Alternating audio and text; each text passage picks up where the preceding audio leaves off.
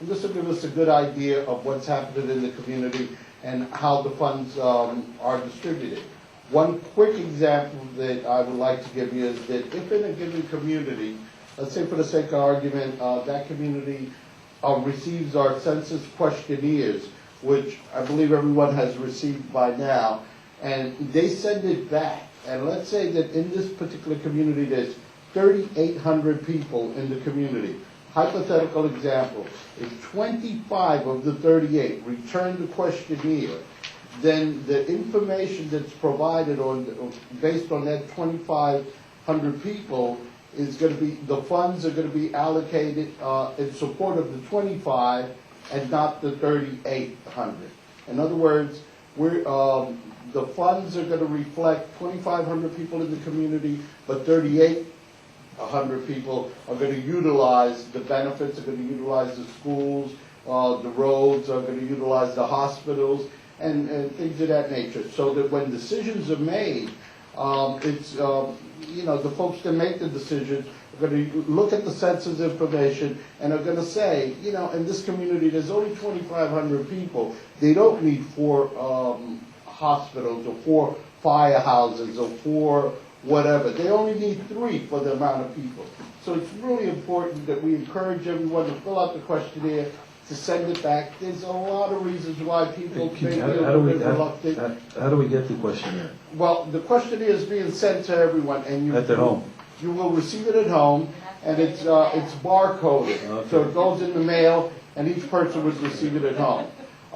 There are people that, the homeless, for the sake of argument, that's being taken care of as well. We have programs that on the 29th of this month, we're going out, we're going to count all of the people. We're counting the people in the different communities, in the shelters, in the wherever they congregate, wherever they live. So we're making sure that we count those people.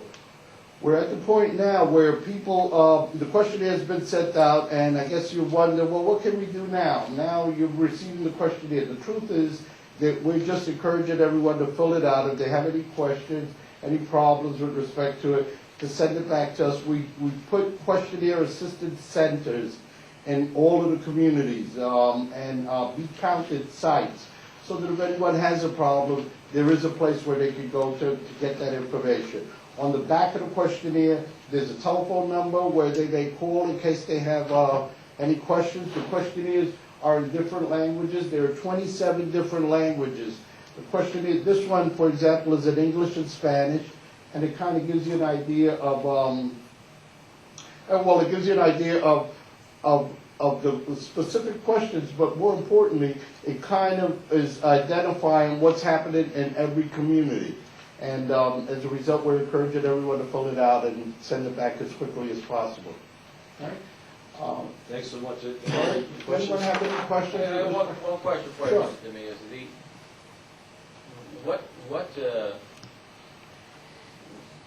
What fail-safe does the Census Bureau have in place to look at the school district? So if you're only getting a snapshot from, let's say, a fraction of the people that are living in the community, and you mentioned Port Chester. Mm-hmm. Port Chester's busting at the seams.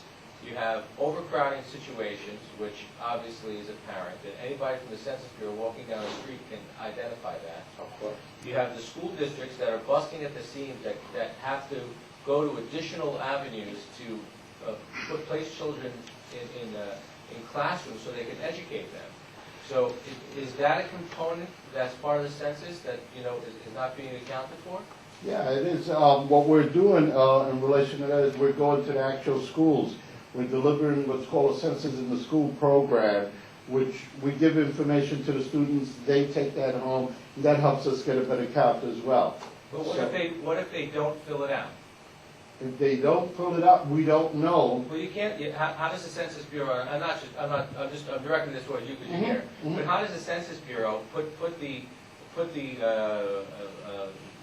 fate of the revenue for a community in the hands of a 10-year-old going home with some paper in their book bag? To me, that doesn't make sense. Yeah, no, it's not the fate of. We're not giving it to the 10-year-old. We are actually in the community. We're going to the churches, to the faith-based groups, we're asking those questions. They in turn are filling out the questionnaires. We're going to board meetings as we are now. And the truth is that, you know, when they are questioned with respect to the Census Bureau, they come to the community leaders, they come to the people that are at these meetings, and they come for direction. What we're doing is we're trying to make it easy for you. We're trying to show you where to get the information, how to access the information, and why the information is important. We're trying to show that the information is important, safe, and easy as well. So that, I don't know if that answers your question, but we're trying to count everyone in every way from every different area.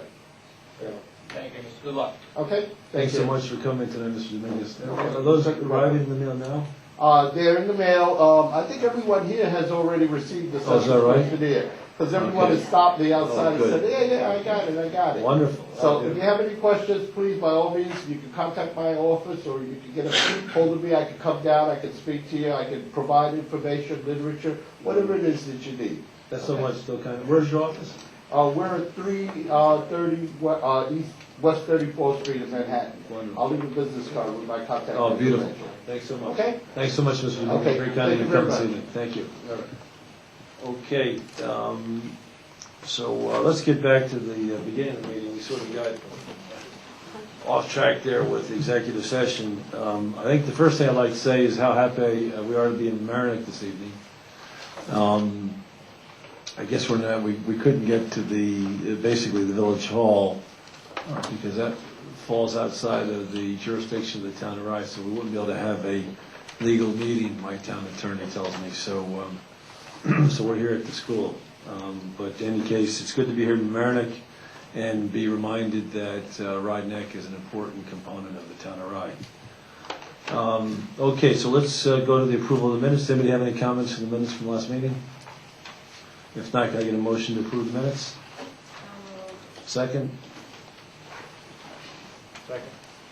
Okay. Delbar, Mendocino, Myers, Villanova. Abstain. Aye. Okay, Hope, would you give us your reports, please? Yes. Total local shares remitted to the supervisor from the town clerk's office for February 2010, $945.25, and for February 2009, $810.62. Oh, thank you. Sorry. And tax collections for February 2010.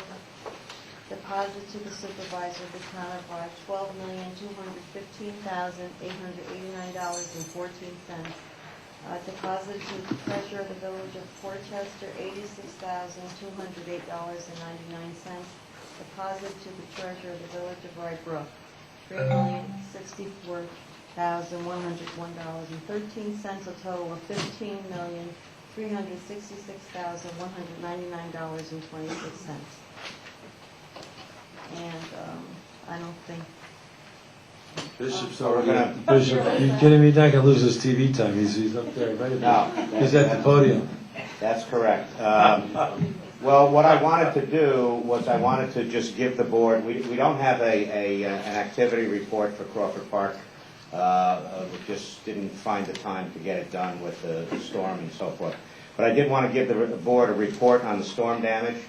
And if you would like, we have a whole bunch of pictures Yeah, let's see those which we pictures. can put up. This is the Bowman Avenue, the Betsy Brown Road entrance. You can just barely make out the down wires, but you can see trees down there. Here you can see the wires a little bit better. We lost power at the Crawford Mansion, and you can see there the telephone pole snapped. We just recovered power this afternoon. Con Ed came in.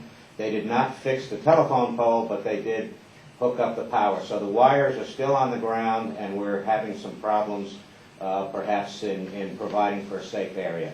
Here you'll see something interesting. The tree is perfectly healthy. It's just that it was uprooted.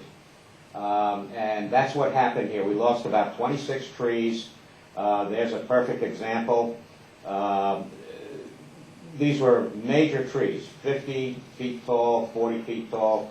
Yeah, there you see Dan Pinella,